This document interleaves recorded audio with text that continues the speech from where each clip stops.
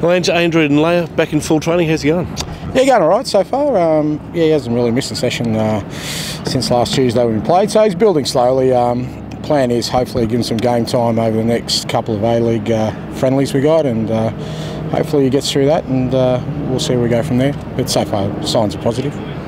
In your last friendly against Melbourne, you went with Flinko and Flores, sort of rotating the number 10 and number 9 role.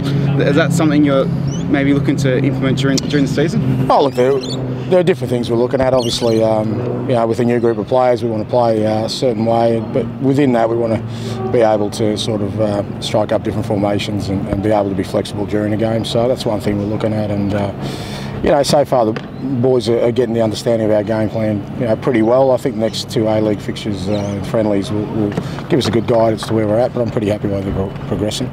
You've got your full squad together, pretty much. How close are you to knowing your starting 11 for round 1 start of the season? Yeah, look, I'm nowhere closer than when we started, to be honest, because I don't want to be. I've said to the boys all along, what I want is 22 fit players, as you said, a full squad ready for that first game, and over the next couple of games we'll try a few things, and I think the key thing for me is that as we travel along, I can see more and more players understanding what we need of them and where they fit within the team structure, and that'll be the key thing. And when we get to the first game, I'll have a look at who's most comfortable within our structure and go from there.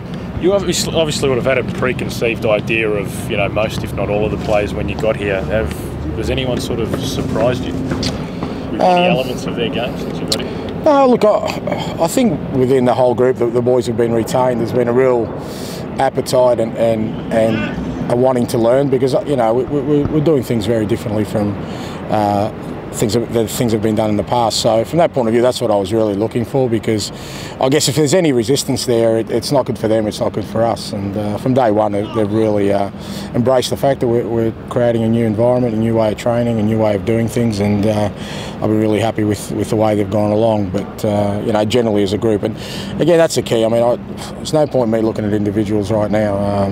We'll look at that when the season starts, but right now it's about the collective, and as I said, we're doing things differently, making sure everyone's on the same page. As players get used to that new message, are you expecting they'll have it embedded by round 1? That's the plan, Tony. I hope so. You never really know till you start, but I reckon whatever happens, round 1's our starting point. I really believe we'll get better as the season goes on. So hopefully it's a good, positive start, and we improve from there. But certainly I see round 1 as our starting point, and I think that as the season goes along, we will improve and hopefully playing our best football at the right time of the year. Mark Milligan, he wasn't out here today. What's the reason for that? Oh, he's fine. Yeah, I mean, Tuesday's our session. We kind of individualise things, so he's doing some work inside, and Marcus Flores did the first part of training, and he's doing some work inside. But they'll all be out here on Thursday, getting ready for the weekend. And you've still got high hopes for this season. The competition seems to be, clubs have made good signings. The coaching standard seems to be as high as ever. Still confident of finals and giving it a crack. Oh, got to be, mate. No, I agree. I think the competition's improved, but I reckon if you ask every coach now, they all think they can win it because it's pre-season. And I think every coach will say his squad's improved. Everyone's had the best pre-season ever. But my history or my experience shows me round 1 will tell a lot of things. So as we sit, I think we're all on 0 points, mate. So I think we've all got a shot at it. As I said, as the season develops, we'll find out who really has had a good pre-season and who's recruited well and who's appointed the right coaches. How significant's the Piero signing for the A-League? Absolutely fantastic. It astounds me that people still look for negatives. I don't think there could have been a better signing. He's a class act on and, more importantly, off the field. I think sometimes that's where we get it wrong. We go for people who maybe can produce on the field, but off the field aren't prepared to embrace our football and our country and our culture. I've got no doubt he'll do that. So, hats off to Sydney in terms of that. If there was an off-season ladder, they've won the championship. Was he discussed here at all, Del Piero? No. You got an aim this season? You're definitely going for the title, or are you happy with second or third? I want us to play some really good, exciting football and make sure that our club, which has the largest amount of members, the biggest support, and has been embraced by the whole community here in Melbourne, has a team that it gets excited to watch. That's my goal, and hopefully that takes us a long way in the title. But you know, I think our fans, our supporters, our sponsors, everyone involved with this football club deserves to have a team that's going to excite them every week, and that's what I'm looking to create. And Central Coast Mariners on Sunday, what's going to be your approach to the game, and is it same old, same old? Don't be bored already, mate. Come on, we haven't started the season yet. No, it's another little building block in our pre-season.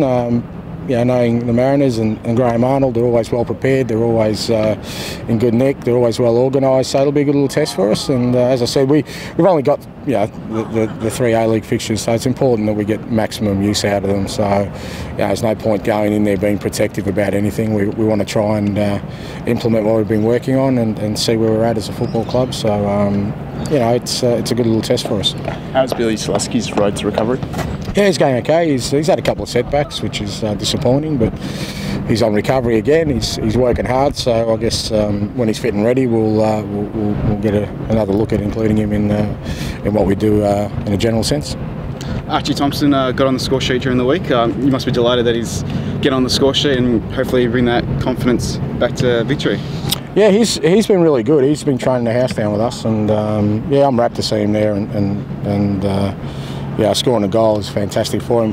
Holger obviously rates him very highly, and I can see why, because you know he always has an impact when he plays. And yeah, we're pretty excited to get him back. Rojas away with New Zealand as well, and you know, it'd be great to get those 2 boys back at the end of this week. And as I said, we'll have a full complement and move ahead from there.